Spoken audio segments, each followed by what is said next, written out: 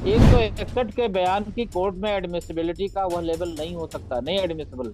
Wrestling federation का sexual harassment के प्रति क्या अप्रोच है, ये साफ दिखाई देता है। पुलिस जो है 164 सीआरपीसी के बयान दर्ज करवाने के लिए नहीं ले जा रही है। बताइए देश को कि आखिरकार यह जी। ताकत ब्रिजभूषण को कहां से मिली। ऐसे व्यक्ति को अगर बिहाइंड द बार्स नहीं रखा जाता है, इन्हीं धाराओं में ढेर सारे लोगों को महीनों महीनों तक जेल में सड़ाया जाता है। नमस्कार दोस्तों, मैं अजय प्रकाश और आप देख रहे हैं जनज्वार। पहलवानों के आंदोलन को महीने दिन पूरे हो गए। प्रधानमंत्री मोदी की सरकार की तरफ से कोई एक्शन तो नहीं हुआ है। अलबत्ता ब्रिजभूषण ने खुद एक्शन मोड में आ गए। ब्रिजभूषण इस कदर एक्शन मोड में है कि उन्होंने कहना शुरू कर दिया है कि मैं नार्को टेस्ट कराऊंगा, पॉलीग्राफिक टेस्ट कराऊंगा, एक दो और तरह के भी टेस्ट कराने को तैयार है।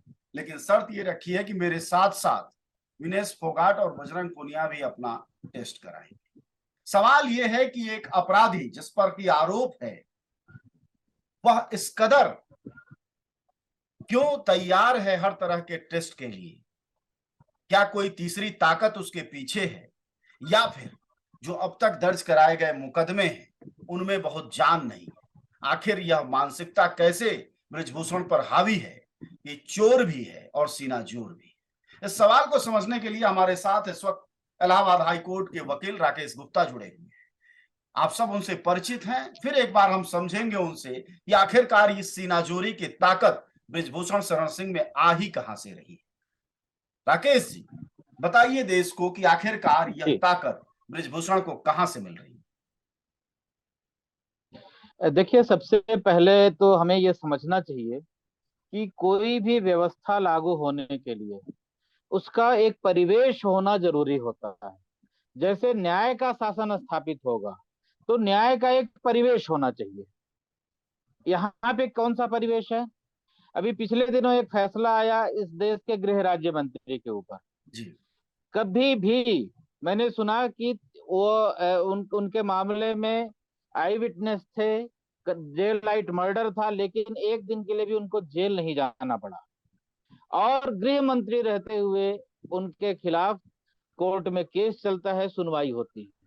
सवाल यह है कि जो हमारे देश की शक्ति है वो किसके साथ खड़ी है, वो क्या मैसेज दे रही है। अभी यहाँ पे देखा जाए तो जो रेसलिंग फेडरेशन है, जी। कायदे से sexual harassment of women at work place prevention prohibition and redressal act 2013 के अंतर्गत यह मैंडेटरी है कि वहां पर एक इंटरनल कमेटी बने। कमेटी। आज तक आज तक रेसलिंग फेडरेशन ने कोई कमेटी नहीं बनाई। जो मीडिया रिपोर्ट है इंडियन एक्सप्रेस, अभी जी। मैं पढ़ रहा था, तो उसमें मैंने देखा कि कुछ महिला पहलवानों ने अपने फिजियोथेरेपिस्ट से शिकायत किया। जी। उनसे रोते हुए अपनी बात कही। फिजियोथेरेपिस्ट ने कहा कि हमने जो है कोच को बताया लेकिन कोई सुनवाई नहीं हुई। यानी कि ऐसे ही अलट टप्पू चल रहा है। अगर एक प्रॉपर कमेटी होती इंटरनल तो वो बातें वहां पे सुनी गई होती, शायद ये बात यहाँ तक आती भी नहीं, और वहीं पे रिड्रेसल हो जाता है जैसा कि इस एक्ट की भी मंशा है। जी। Prohibition, prevention, prohibition and redressal, यानी पहले तो होने नहीं देंगे ऐसी घटना। यदि ऐसी घटना कोई होने वाली होगी उसको रोक देंगे, यदि घटना हो गई है तो हम रिड्रेसल करेंगे उसका। ऐसी कोई कमेटी रेसलिंग फेडरेशन के पास नहीं है। इसका मतलब यह है कि रेसलिंग फेडरेशन का सेक्सुअल हरेसमेंट के प्रति क्या अप्रोच है, ये साफ दिखाई देता है। नंबर एक चीज, इससे एक परिवेश निर्मित होता है कि लड़कियां दो तरह से मारी जाएंगी। एक तो बड़ी मुश्किल से ये जो खेल है, खेलों की दुनिया में लड़कियां आती हैं। बिल्कुल। इतिहास गवाह रहा है कि हमारे देश में लड़कियों ने लड़कों की तुलना में ओलंपिक से लेके हर जगह ज्यादा नाम किया है। कितनी मुश्किल से वो लड़कियां घर से बाहर निकलती हैं। घर से बाहर अगर निकल रही हैं तो और जगह तो छोड़ दीजिए, एक जो दूसरा घर उनके लिए जो बहुत पवित्र मंदिर जैसा होना चाहिए, उनका खेल संघ, वहीं पे जो सर्वोच्च सत्ता में बैठा हुआ व्यक्ति है उसी की गलत निगाह लगी हुई है। दो बातें बड़ी खुल के आई हैं, सेक्सुअल हरेसमेंट और सेक्सुअल असॉल्ट, ये दो बातें आई हैं। और अगर लगातार और उन महिला खिलाड़ियों के साथ जिन्होंने की अंतर्राष्ट्रीय प्रतिस्पर्धाओं में ओलंपिक में मेडल हासिल किया है, अगर उनके साथ ये हो रहा है, तो जो नई लड़कियां जाती होंगी, जिन जो अभी स्टेट लेवल पे खेल रही हैं, नेशनल लेवल पे खेलने का है, तो उनके भीतर कौन सा माहौल होगा, कैसी परिस्थिति होगी, क्या कौन सा मनोबल होगा कि वो वहां पे काम करेंगी, वहां पे अपने आप को खड़ा करेंगी। और ऐसी किसी नहीं राकेश जी, देखिए जो उनके। ये सब कुछ हुआ है, जी। शिकायत हुई, जी। शिकायत होने के बाद पुलिस ने मामला दर्ज किया, दर्ज करने के बाद बयान हुए, बयान होने के बाद लड़कियों ने अपनी बात कही, तो सारी प्रक्रिया तो चल ही रही। अब मैं जी। ये समझना चाहेंगे हमारे पाठक दर्शक, जो मैं सवाल कर रहा था आपसे, कि जी। जी। आखिरकार क्या गड्स है बृजभूषण शरण सिंह के पास, जिसकी बदौलत वह कह रहे हैं कि मेरा नार्को करा लो, मेरा पॉलीग्राफिक करा लो, मेरा डीएनए एनए जो भी कराना है करा लो, कोई फर्क नहीं पड़ता। क्या मुकदमे में कोई देखिए, कमी है क्या? देखिए एक बात हम बता मैं आपको, नार्को टेस्ट का प्रोविजन सबसे पहले सीआईए लेके आई थी, जी। जहां पे शीत युद्ध के दौरान वो लोगों से सच उगलवाना चाहते थे पकड़ के। लेकिन वो चीज कभी फुल प्रूफ नहीं रही, पूरी तरीके से साइंटिफिक नहीं है, और ये नहीं कहा जा सकता है कि जो नार्को टेस्ट होगा वो 100% सफल होगा। जी। यानी कि कुछ ऐसे भी लोग हैं जो उसको भी पार कर जाएंगे। एक चीज। दूसरी चीज, यह मनोबल किसी का कहां से आता है कि अपराधी होते हुए भी, कम से कम एक्यूज है वो व्यक्ति, जी बिल्कुल। और एक्यूज होते हुए भी इतना मनोबल है, यानी कि उस व्यक्ति को यह पता है कि किसी भी तरीके से उस टेस्ट में वो बरी हो जाएगा। और वो किस तरीके से होगा बरी, क्या उसका वहां पे प्रभाव है, क्या उसका, और ढेर सारे मैसेज जाते हैं, बिल्कुल बिल्कुल। जबकि उसकी सत्ता, उसकी ताकत, कहीं पे भी कोई कमी नहीं आई है। इससे लोगों के मन में और ज्यादा भय व्याप्त होता है। दूसरी चीज जान लीजिए कि जो सेक्सुअल ऑफेंसेस हैं वो 3 तरह के होते हैं। एक है सेक्सुअल असाल्ट, दूसरा है सेक्सुअल हरेसमेंट, और तीसरा है पेनिट्रेटिव सेक्सुअल असाल्ट। जो पेनिट्रेटिव सेक्सुअल असाल्ट है, उसी की दशा में सबसे गंभीर धाराएं लगती हैं। और ये 2 तरीके से डील किया जाता है। एक तो इंडियन पेनल कोड में, अगर कोई बालिग के साथ होता है, किसी वयस्क महिला के साथ होता है, और किसी अवयस्क के साथ होता है, तो उसमें लड़के लड़कियां सभी शामिल हैं, तो उसमें भी अगर पेनिट्रेटिव सेक्सुअल असॉल्ट हो रहा है, तो उस दशा में पॉक्सो एक्ट का सेक्शन 4 लगेगा, जिसमें मिनिमम 20 साल की सजा है, और उसमें फांसी की भी सजा हो सकती है। इसी तरीके से अगर पेनिट्रेटिव सेक्सुअल असॉल्ट होगा, तभी जाके जो आईपीसी का सेक्शन 376 और उसकी जो तमाम सारी उपधाराएं हैं, उनमें से कोई चीज लागू होती है। नहीं तो वो 300 आईपीसी के 354 के विभिन्न धाराओं उपधाराओं के भीतर चला जाएगा। उसमें भी सजा अधिकतम 7 साल की होती है। जब सिर्फ सेक्सुअल हैरेसमेंट और सेक्सुअल असॉल्ट का केस होगा, तो या तो सेक्शन 10 ये पॉक्सो एक्ट लगेगा, या सेक्शन 12 पॉक्सो एक्ट लगेगा। एक में 3 साल तक की सजा है, दूसरे में 7 साल तक की सजा है। तो कहीं ना कहीं हमने ये देखा है कि क्रिमिनल जस्टिस के एडमिनिस्ट्रेशन के भीतर सारा खेल पुलिस के लेवल पर हो जाता है। पुलिस यानी जो इन्वेस्टिगेटिंग एजेंसी होती है, अव्वल तो एफआईआर दर्ज नहीं की जाती है, एफआईआर अगर दर्ज की जाती है तो सही से दर्ज नहीं की जाती है। फिर जो बयान दर्ज किए जाते हैं पीड़ित का बयान दर्ज जिस तरीके से किया जाना चाहिए, उसके लिए उसको एकदम भयमुक्त माहौल होना चाहिए। जैसे पॉक्सो एक्ट कहता है कि पीड़िता के घर पर जाकर बिना वर्दी की पुलिस जाएगी, वर्दी में नहीं जाएगी, और उसके घर पर जाकर बयान दर्ज करेगी। इस मामले में पता नहीं ऐसा हुआ है कि नहीं, मुझे नहीं पता है। अगली चीज, जल्दी से जल्दी आप उसको मजिस्ट्रेट के समक्ष ले जाइए। अभी हम इंडियन एक्सप्रेस पढ़ रहे थे, तो उसमें साक्षी मलिक और दूसरे लोगों का बयान यह था कि पुलिस जो है 164 सीआरपीसी के बयान दर्ज करवाने के लिए नहीं ले जा रही है। यानी कि हर कदम पर बाधा, हर कदम पे अवरोध। आप सब जानते हैं कि जनज्वार का खर्च आपके जनसहयोग की बदौलत चलता है। आप भी जनसहयोग में शामिल हों और आजाद और स्वतंत्र पत्रकारिता को बनाए रखने के हमारे इस महाअभियान में शामिल हों। हमें इंतजार रहेगा आपके सहयोग का, क्योंकि आपका सहयोग ही हमारी मजबूती का सबसे ताकतवर रास्ता है। धन्यवाद साथी। तो अगर वकील साहब हम इस बात को समझें जो आप ही की बात से निकल के आ रहा है कि सेक्सुअल हरासमेंट को दर्ज कराने का माहौल, बाधा मुक्त होना, ये सारी चीजें ही आप क्या नहीं लगता कि बृजभूषण को ताकत दे रही है, जिसकी बदौलत वह नार्को के खेल को समझ रहे हैं? क्योंकि नार्को के खेल को पूर्ण सबूत तो नहीं माना जाता है, और इधर इनको लगता है कि इनके सबूत हम जुटने नहीं देंगे, या जो कुछ भी है। 164 के बयान अब तक नहीं हुए मजिस्ट्रेट के सामने। अगर 164 के बयान नहीं हुए हैं जी, तो ये बड़ी गंभीर बात है, बहुत ही गंभीर बात है।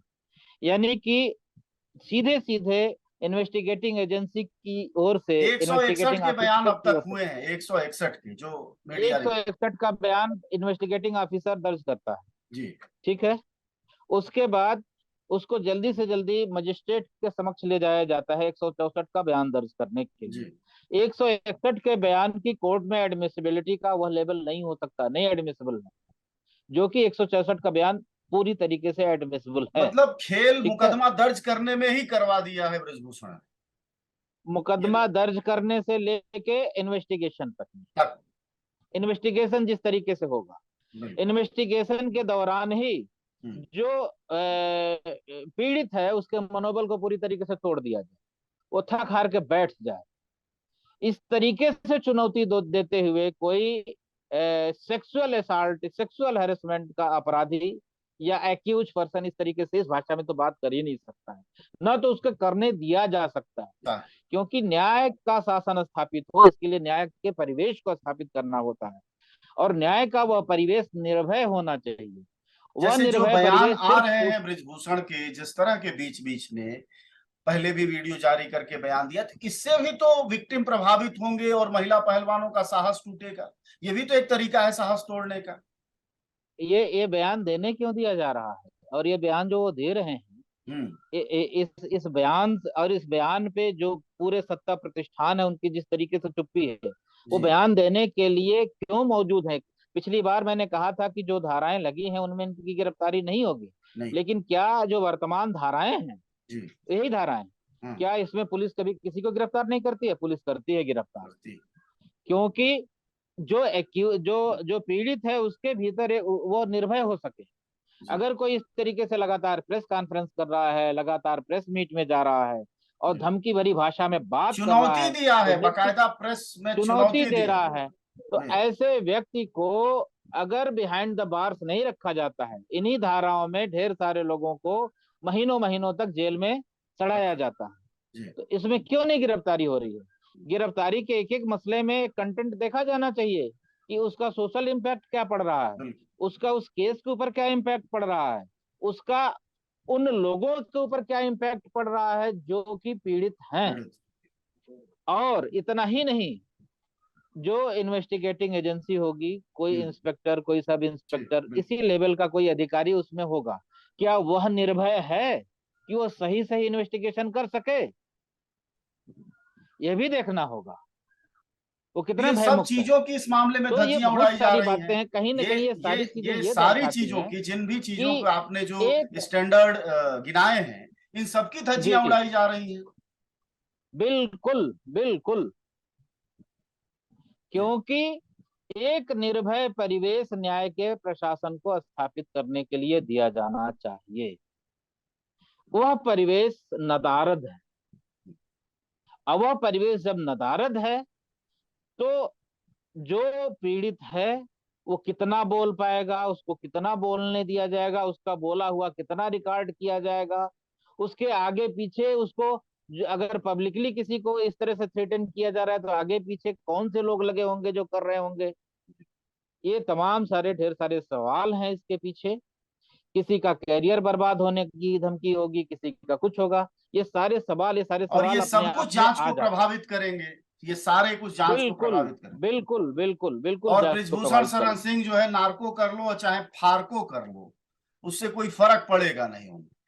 जी, बहुत सारे लोग ऐसे हैं जो नार्को को पार कर सकते हैं, और नार्को तो पूरी तरीके से साइंटिफिकली प्रूव्ड है भी नहीं, तो नार्को का कोई वो मसला नहीं है। यह भी एक जो है साइकोलॉजिकल गेम है। साइकोलॉजिकल वे लोग जो पीड़ित हैं और वे लोग जो पीड़ितों के पक्ष में खड़े हैं, उनके मनोबल को गिराने जी। शुक्रिया आपका बातचीत के लिए। हमारे साथ बातचीत कर रहे थे इलाहाबाद हाई कोर्ट के वकील राकेश कुमार गुप्त। 2-3 बातें उन्होंने महत्वपूर्ण कही कि क्या पुलिसकर्मियों के लिए भी अच्छा माहौल है, क्या विक्टिम के लिए अच्छा माहौल है, विक्टिम के साथ खड़े लोग भय मुक्त हैं। तो ये कैसे भय मुक्त हो सकते हैं जब एक आरोपी चुनौती दे, जब एक आरोपी प्रेस कॉन्फ्रेंस करे और कहे कि दम है तो आ जाओ मैदान में, तो जाहिर तौर पर न्याय की स्थिति नहीं है। मुकाबला ऐसे कराया जा रहा है जैसे कि कोई दो लोग विवाद कर रहे हो, दो लोग कोई बहस मुबाहिसा कर रहे हो, जबकि सच ये है कि यहाँ मोदी सरकार का जो एक सांसद है बृजभूषण शरण सिंह, वह अपराधी की श्रेणी में खड़ा है, आरोपी है इस वक्त, और दूसरी तरफ विक्टिम महिलाएं हैं जो लगातार संघर्ष में। इसलिए इस बात को समझना होगा वकालत की भी दृष्टि से कि चाहे प्रदर्शन जितने हो, संघर्ष जितना हो, वह सब कुछ होना चाहिए, लेकिन मुकदमे और उसकी पेचीदगियां भी सही तरीके से होनी चाहिए, अन्यथा इन्वेस्टिगेटिंग एजेंसी तो खेल करेंगी ही। अदालत में भी मामला कई बार टाई फिस हो जाता है और उसमें हम सिर्फ जज को गाली देते हैं, जबकि तैयारियां यही से होनी चाहिए। तभी शायद टूटेगा बृजभूषण शरण सिंह का वह घमंड जिसको लेकर वह बार बार चुनौती दे रहे हैं। शुक्रिया आपका बातचीत के लिए, धन्यवाद।